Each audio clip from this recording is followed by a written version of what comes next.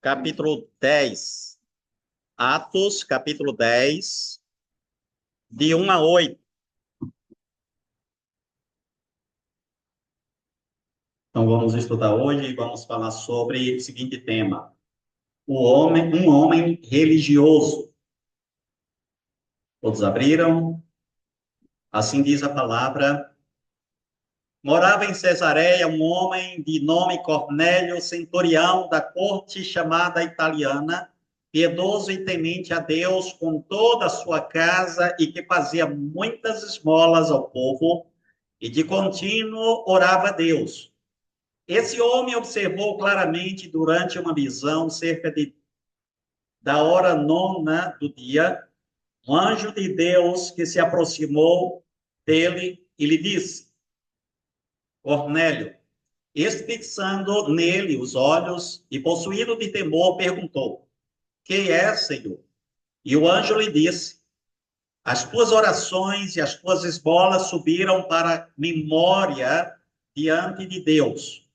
Agora envia mensageiros a Jope e manda chamar Simão, que tem por sobrenome Pedro. Ele está hospedado com Simão Curtidor, cuja residência está situada à beira-mar.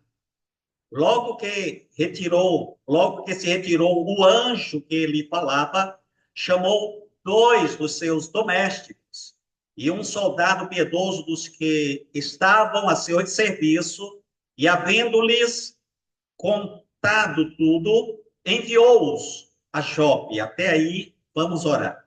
Senhor, obrigado pela tua palavra. Fala conosco, aplica no nosso coração, Senhor, em nome do Senhor Jesus. Amém. Podeis assentar, meus irmãos? O contexto desse texto aí foi justamente no crescimento da igreja. A igreja estava apenas começando e os apóstolos já estavam saindo de Jerusalém, como o Senhor Jesus falou, né, que eles deveriam pregar em toda a Judéia, Samaria e até os confins da terra. Judéia, Samaria e os confins da terra, Galiléia e os confins da terra. Agora eles estavam saindo já da Judéia e também de Samaria. E eles estavam já entrando ou pregando para os gentios. E a ocasião foi quando Pedro foi chamado, advertido, orientado. Ele, na verdade, teve uma visão, e na sua visão ele viu um lençol que descia do céu, e naquele lençol tinha quadrúpedes, vários animais, inclusive que os judeus não comiam, répteis, essas coisas, por considerar esses animais impuros, e o Senhor disse para que ele comesse, de forma alguma, jamais eu comia uma coisa dessa, ou comeria, pois é impuro. Então, Jesus falou para ele que ele não considerasse impuro aquilo que ele purificou. Querendo dizer que os não-judeus também foram eleitos e que precisariam ouvir o evangelho para entrarem no reino de Deus. Então, vamos falar sobre este não-judeu, Cornélio. Cornélio era um centurião. Centurião era um soldado que cuidava de 100 homens. Então, ele era um oficial do imperador e morava numa cidade chamada Cesareia, possivelmente uma base lá de César, uma base lá do Império Romano, próximo ali de Israel. E este homem era piedoso, era um soldado crente, piedoso. Aliás, ele era crente, mas não era crente. E depois se tornou crente. Vocês vão entender o que eu quero dizer. E ele era um homem que fazia muitas esmolas, era um homem que orava, inclusive, mas não conhecia o Senhor Jesus Cristo. Então, este homem, ele era ultra religioso. Ia regularmente para a igreja, digamos assim. Ele rezava muito, mas não era salvo. Pelo menos por enquanto ele não era salvo. Já imaginou uma coisa dessa? O homem religioso até fazia orações, fazia suas rezas, ia na missa regularmente, mas não era salvo. Pois é, este era o centurião Cornélio. E eu gostaria que nós adentrássemos no texto agora, para que nós pudéssemos entender o que é que a palavra de Deus quer para nós nessa noite. Quem sabe existe aqui no nosso meio alguns religiosos que ainda não conhecem verdadeiramente o Senhor Jesus Cristo e que precisa conhecer Jesus, caso contrário, não pode ser salvo. Não tem possibilidade nenhuma de alguém ser salvo somente pela religiosidade. Então, em primeiro lugar, um homem religioso não está necessariamente salvo. Por favor, volte para o texto, lá nos versículos 1 e 2, diz assim: morava em Cesareia um homem de nome Cornélio, centurião da corte chamada Italiana, piedoso e temente a Deus, com toda a sua casa, que fazia muitas esmolas ao povo e de contínuo orava a Deus. A salvação não é pela religiosidade, mas através de Cristo. Tem gente que pensa que por ser religioso está tudo bem. Nada de errado com a religiosidade. O problema é achar que isso é tudo. Eu já conheci centenas e até milhares de religiosos mundo afora. Na minha família, conheci vários e eu quero me referir a uma pessoa especialmente. Uma pessoa ultra religiosa, muito religiosa. Boa pessoa, lia a Bíblia todos os dias, rezava muito, ia para a missa regularmente, não perdia uma festa religiosa, era caridosa, mas não tinha Jesus no coração. Então, a religiosidade dessa pessoa é morta. A religiosidade dessa pessoa não serve para nada. Aliás, a religiosidade engana, porque a pessoa vai dizer assim: olha, eu sou religiosa, tá vendo aí? Eu faço caridade, tá vendo aí? Eu vou na missa todo domingo, eu faço boas obras, faço isso, faço aquilo. A pessoa está sendo enganada pela religião, porque ela tem tudo, mas não tem o principal. Tem a caridade, tem as boas obras, tem a religião, mas não tem o Salvador, mas não tem o Senhor Jesus Cristo. Quem manda aqui é Jesus. Quem manda aqui não é a religião, não são as boas obras, embora as boas obras tenham o seu lugar. As boas obras são importantes não para salvar, mas porque somos salvos. Uma vez que Jesus entrou no nosso coração, ele nos impulsiona a ajudar outras pessoas a conhecerem o Senhor Jesus. E aí vamos ajudar sim, vamos orar pelas pessoas, vamos pregar o evangelho a essas pessoas, vamos ajudar, vamos convidar as pessoas para virem à igreja, ouvir o evangelho, a palavra de Deus. Cornélio era um homem muito religioso, mas ele não era salvo. Ele morava em Cesareia, como falei, era um centurião, né, um oficial do imperador. Era da corte italiana, a corte que ele participava chamava-se Italiana, e que ficava na cidade de Cesareia. Era piedoso, mas não era salvo. Era temente a Deus com toda a sua casa, mas não era salvo. Faço questão de repetir isso aqui, é muito importante para que você tenha certeza que é salvo. Fazia muitas esmolas ao povo, orava continuamente a Deus, mas não era salvo. A Bíblia diz que a salvação é pela graça mediante a fé, que está lá em Efésios 2, 8 e 9. Graça de Deus e fé em Jesus Cristo. Não é fé em Maria, não é fé em João, José, Cosme, Damião, Pedro, Paulo.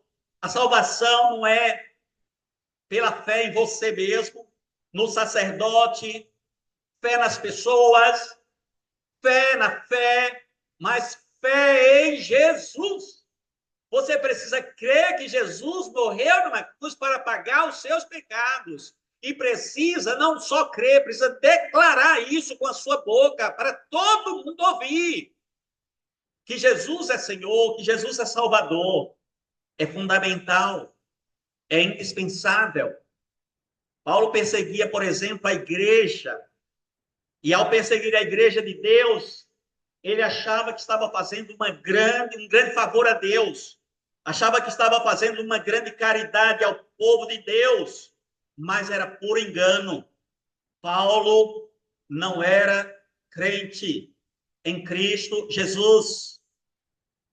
Você pode fazer 1 milhão de obras, pode fazer 1 milhão de orações, você pode fazer muita caridade, se não tiver Jesus no coração, não é salvo e não vai para o céu, porque é Jesus que salva. Paulo não passava, na verdade, de um terrorista. Ele perseguia a igreja e era um homem perdido. Aliás, depois que ele se converte, começa a trabalhar no reino e a enviar cartas para a igreja de Deus, ele envia uma carta para os Gálatas e ele diz lá no capítulo 1, nos versículos 13 e 14, ele diz assim: porque ouvistes qual foi o meu proceder outrora no judaísmo, como sobremaneira perseguia eu a igreja de Deus e a devastava. E na minha nação, quanto ao judaísmo, avantajava-me a muitos da minha idade, sendo extremamente zeloso das tradições de meus pais. Então, ele era um homem muito religioso, zeloso demais. Tipo aquele que diz assim: eu defendo a minha religião com unhas e dentes. Mas cego, cegueira, não conseguiria enxergar o Salvador, não conseguia crer em Jesus, não sabia que estava justamente ofendendo ao Deus que ele pensava que estava agradando, porque ele não creu no Filho de Deus, porque ele não amava Jesus, ele não adorava Jesus. Sobremaneira, ele dizia, perseguia a igreja de Deus e a devastava. Era extremamente zeloso das tradições de seus pais, mas não era salvo. Paulo era religioso, mas era um homem perdido. Meus irmãos, crer em Deus não é suficiente. Tem gente que diz assim: eu creio em Deus. Já viu aquele que dizendo, quando você vai pregar o evangelho para ela diz: eu creio em Deus. Mas a Bíblia diz, lá em Tiago 2,19, crês tu que Deus é um só, fazes bem. Até os demônios creem e tremem. Então, os demônios creem em Deus. Sim, os demônios, eles creem em Deus, mas eles não servem a Deus, não amam a Deus, não vivem para a glória de Deus. Eles creem e tremem. Então, se você diz que crê em Deus e pensa que está abafando com isso, está equivocado, porque precisa crer em Deus e no Filho de Deus. Amar o Filho de Deus. O Senhor Jesus disse que a salvação é conhecê-lo, é conhecer a Ele e ao Pai.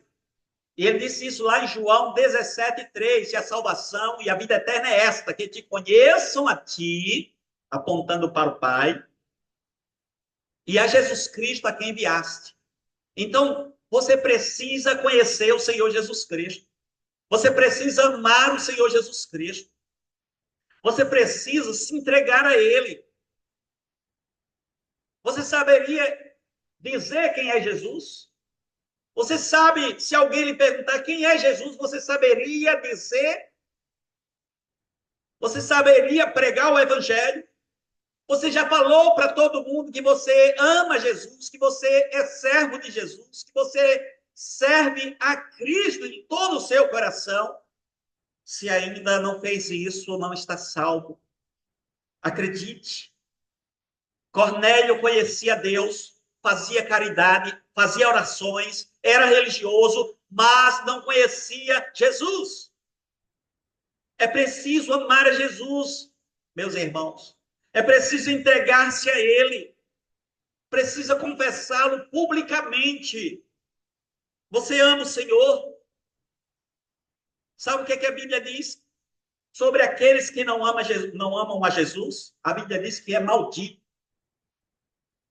Quando eu li esse texto pela primeira vez, tomei um susto. Está lá em 1 aos Coríntios 16, versículo 22. 1 aos Coríntios 16, 22. Se alguém não ama o Senhor, seja anátema. Anátema é maldito. Na linguagem de hoje, diz: quem não ama o Senhor, que seja amaldiçoado. Na versão transformadora, diz: se alguém não ama o Senhor, essa pessoa é maldita. Na Bíblia, na linguagem para todos, diz assim: quem não ama o Senhor deveria ser excluído da igreja. O que o texto quer dizer é o seguinte: é que tem muita gente que está dentro da igreja, mas não ama Jesus. Isso nos assusta, não é verdade? Como é que tem crente dentro da igreja, pessoas que estão dentro da igreja, mas não amam a Jesus? São verdadeiros religiosos. São pessoas que estão dentro da igreja, vêm de domingo após domingo, e até leem a Bíblia de vez em quando, mas não amam a Jesus. Não adoram a Jesus. Não têm comunhão com Jesus.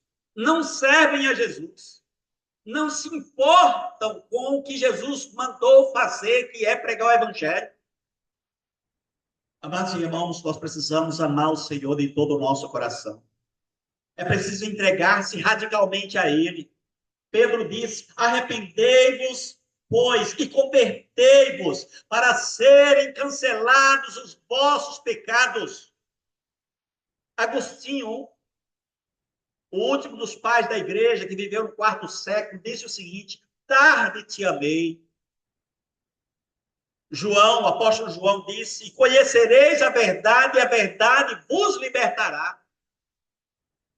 Cada um precisa conhecer a verdade. E a verdade é Jesus, porque foi ele mesmo que disse: eu sou o caminho e a verdade e a vida.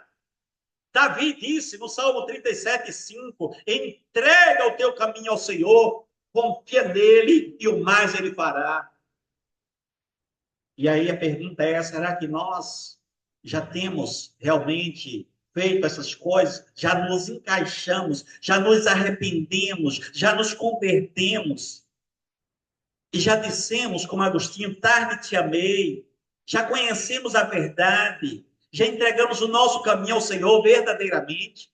Segundo lugar, um homem religioso pode até ver um anjo.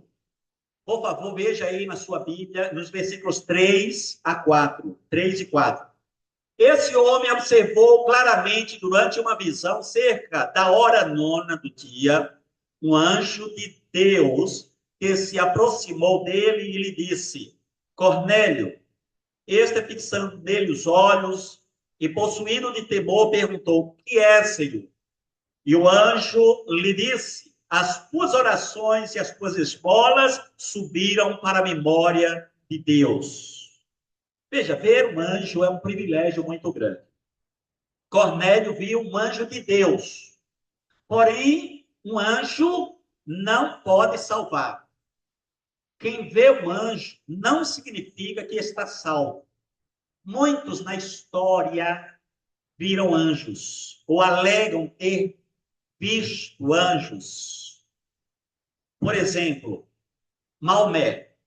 Já ouviram falar em Maomé? O fundador do islamismo. Ele alega ter visto o arcanjo Gabriel. E aí eu li um relato dessa história. Diz assim: Maomé viu o anjo Gabriel, segundo a tradição muçulmana. O profeta teria recebido a visita do arcanjo em 610, enquanto meditava numa caverna do Monte Hira. O anjo Gabriel declarou Maomé como profeta de Deus e revelou-lhe parte do Alcorão. Agora eu pergunto: você acha mesmo que Maomé viu o anjo Gabriel? Será mesmo que ele viu o anjo Gabriel ou viu um anjo caído?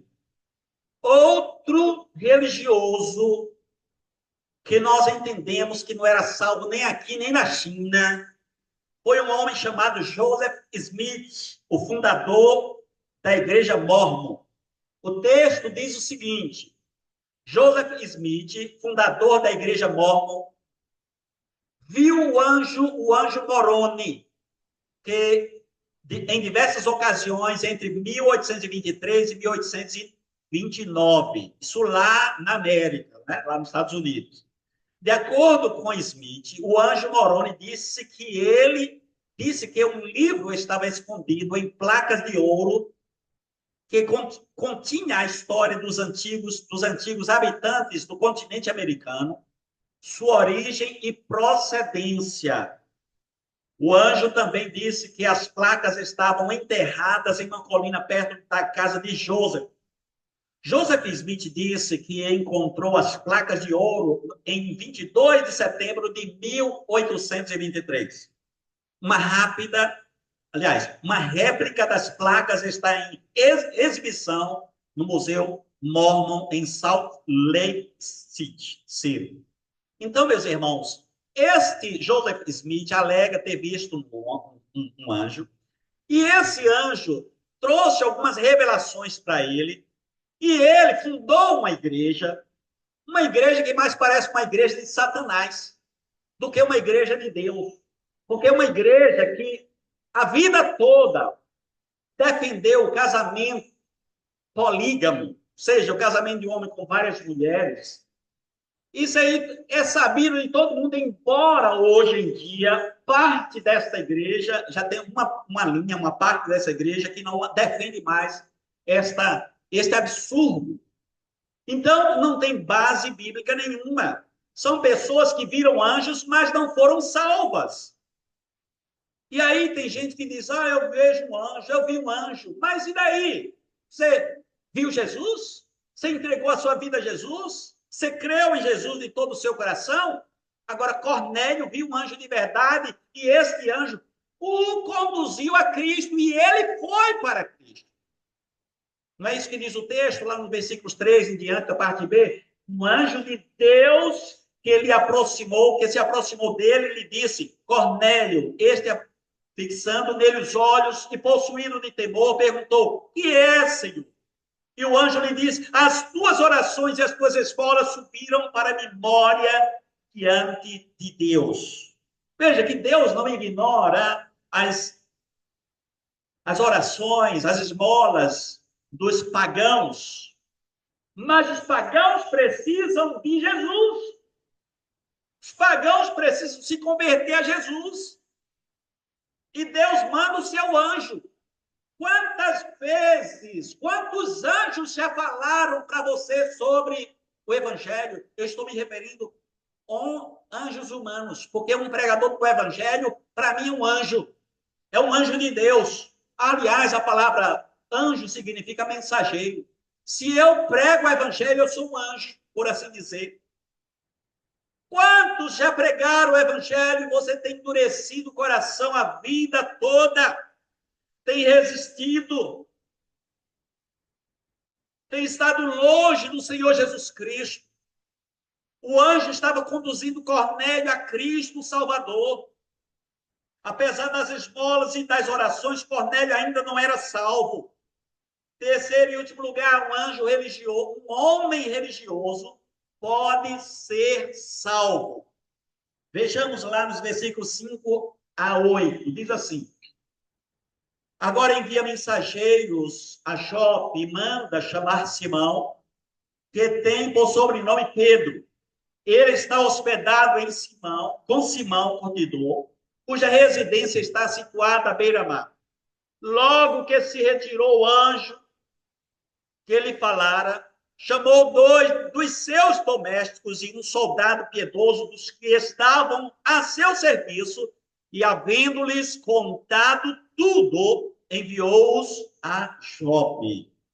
Veja só, Cornélio, um religioso, ouviu a mensagem de Deus através do anjo, e ele obedeceu. O anjo que veio do céu e falou com Cornélio ainda não era um pregador do evangelho. Este anjo veio e falou com Cornélio para que ele fosse a um homem que eu chamei de anjo, e este homem iria pregar o evangelho para ele. Este homem, que seria Pedro, iria explicar como ele seria salvo, como ele, religioso, seria salvo. E talvez você seja um religioso e Deus está falando para você nesta noite como é que você é salvo. Da mesma forma como ele, o Senhor, falou para Cornélio, através de um anjo, como ele deveria buscar salvação, ouvindo o evangelho santo do Senhor Jesus Cristo. Ele mandou chamar a Pedro. Deus fala através de Pedro na vida de Cornélio. Deus fala também através de Paulo, de João, de Manuel, de José, de Joana, de Maria. Deus fala através de Antônio. Deus fala através de Carla, de Angélica. Fala através de qualquer um que seja instrumento nas mãos dele. E naquele dia, Pedro foi instrumento de Deus para falar, para pregar o evangelho àquele homem que Deus tinha escolhido para fazer parte do seu povo, Cornélio. Ouçamos o que o anjo disse a Cornélio no versículo 5.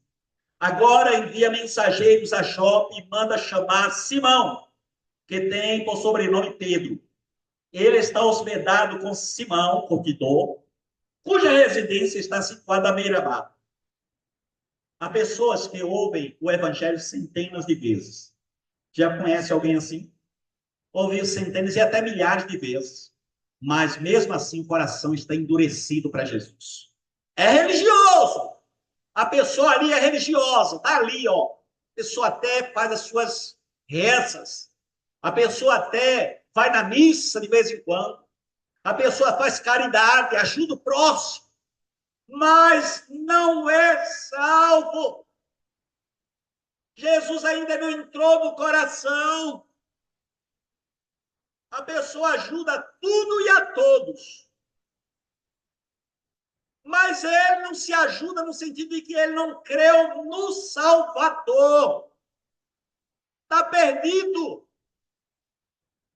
E alguns ainda pregam o evangelho e as pessoas que ouvem ainda se convertem a Jesus. Mas ele continua na religiosidade dele, sem querer Jesus no coração. Então, veja só. Esse tipo de gente abre o coração para tudo e para todos, menos para Jesus. Aos que nasceram em berço cristão, mas mesmo assim abandonaram o caminho. Porém, há os que de bom grado ouvem o evangelho e obedecem a palavra, como da parábola que o Senhor conta, a parábola do semeador. Lá em Lucas 8:15 diz assim: a que caiu na boa terra são os que, tendo ouvido de bom e reto coração, retêm a palavra. Estes frutificam com perseverança. Então, o Senhor Jesus conta a parábola do semeador, e o semeador sai jogando a sua semente. Uma semente caiu nos espinhos, outra semente caiu, algumas sementes caíram sobre pedras ou lajedos, outra na beira do caminho, e outras sementes caíram em terra boa.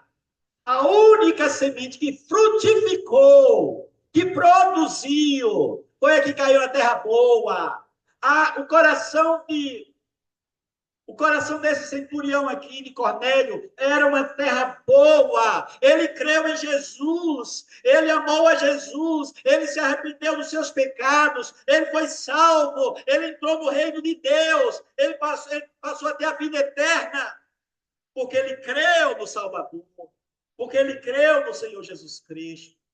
Então, Cornélio foi essa boa terra, que recebeu a semente da palavra e frutificou. Lá nos versículos 7 e 8 dizem assim: logo que se retirou o anjo que ele falava, chamou 2 dos seus domésticos e um soldado piedoso que estavam a seu serviço, e havendo-lhes contado tudo, enviou-os a Jope para chamar Pedro, para chamar o evangelista, para chamar o mensageiro da palavra de Deus, para vir explicar a respeito do evangelho do Senhor Jesus Cristo. E quando Pedro evangelizou a Cornélio, depois de ter sido convencido pelo próprio Deus que ele não existisse em pregar para os não-judeus, porque Pedro era preconceituoso, só achava que Deus só salvava os judeus, e aí ele teve que ter uma visão primeiro para poder pregar o evangelho a um não-judeu, a um gentil. E quando Pedro prega o evangelho para Cornélio, diz a Bíblia, meus irmãos, nesse mesmo capítulo aí, no versículo 44 em diante, capítulo 10, não é isso? Capítulo 10 de Atos dos Apóstolos, 44 diz assim: ainda Pedro falava, Pedro estava pregando, ensinando sobre Jesus a Cornélio. Ainda Pedro falava estas coisas quando caiu o Espírito Santo sobre todos os que ouviam a palavra. E os fiéis que eram da circuncisão, que vieram com Pedro, admiraram-se, por também sobre os gentios foi derramado o dom do Espírito Santo, pois os ouviam falar em línguas e engrandecendo a Deus. Então perguntou Pedro: porventura pode alguém recusar água para que não sejam batizados estes que, assim como nós, receberam o Espírito Santo? E ordenou que fossem batizados em nome de Jesus Cristo. Então lhe pediram que permanecesse com eles por alguns dias. Aquele homem, o centurião Cornélio, a sua família, os seus amigos. Se você voltar um pouquinho à leitura aí, você vai perceber que quando Pedro chegou na casa de Cornélio, Cornélio já estava com a família reunida, com os amigos íntimos reunidos na sua casa, e ele se prostrou diante de Pedro, e Pedro, levanta, porque também sou homem. E Pedro começa a pregar o evangelho, falar que ele, aquele religioso, precisava se arrepender e crer no Senhor Jesus Cristo, que a religiosidade dele não era o suficiente para ele ser salvo. E Cornélio, ele se converte. Cornélio creu, a tal ponto que o Espírito Santo desceu sobre todos que estavam ali naquela casa. E eles começaram a falar em línguas. E naquele mesmo instante eles foram batizados. Pedro falou assim: todo mundo agora vai ser batizado, porque eu estou vendo que vocês creram em Jesus Cristo. Presta atenção. Cornélio não creu, não foi em Maria, não foi em João, não foi em Paulo, não foi em São Cosme, não foi em Damião. Ele não creu, não foi no Papa, ele não creu, não foi no sacerdote. Ele creu em Jesus Cristo. Ele não creu nos apóstolos, ele creu em Jesus Cristo. É uma cegueira miserável. Eu não entendo como é que o ser humano fica a vida toda numa religião sem crer em Jesus Cristo. Crê em tudo, menos no principal. Crê em tudo e em todos, menos em Jesus, o único que pode salvar. É triste, é patético isso. Que Deus nos dê a graça para que nós amemos o Senhor. Porque quem não ama o Senhor é anátema, como diz a Bíblia. Um homem religioso não está salvo necessariamente. Um homem religioso pode até ver um anjo. Um homem religioso pode ser salvo, se crê em Jesus, do Filho de Deus. Vamos orar. Senhor, obrigado pela tua palavra. Que o Senhor aplique em nosso coração e nos ajude para que nós te amemos de todo o nosso coração. Te adoremos, te servamos, vivamos para a tua glória. Senhor, abençoa cada vida, abençoa cada irmão, cada irmã, cada pessoa aqui, Senhor. Se tem alguém ainda com dúvida com relação à sua salvação, tira essa dúvida agora, nesta noite. Que essa pessoa, Senhor, creia definitivamente em Jesus Cristo e professe publicamente o nome de Jesus. Se arrependa dos seus pecados e confesse publicamente, porque o único que pode salvar é Jesus. Senhor amado, obrigado porque o Senhor nos escolheu antes da fundação do mundo. Obrigado porque o Senhor mandou um mensageiro, um pregador, um evangelista pregar o evangelho para nós. Obrigado porque o Senhor nos convenceu do pecado, da justiça e do juízo. Obrigado porque o Senhor nos levou a vivermos para a tua glória, para o teu louvor, Senhor. Muito obrigado. Amado Pai Celestial, sustenta-nos bem firme em tuas mãos, Senhor. Guarda-nos, preserva-nos nos teus caminhos. Livra-nos, Senhor Deus, de nos desviarmos nem para a direita e nem para a esquerda, Senhor. Mas que nos mantenhamos firmes nos teus caminhos, Senhor. Muito obrigado por tudo. Nós oramos gratos, Senhor, em nome de Jesus, nosso Salvador. Amém. Meus irmãos,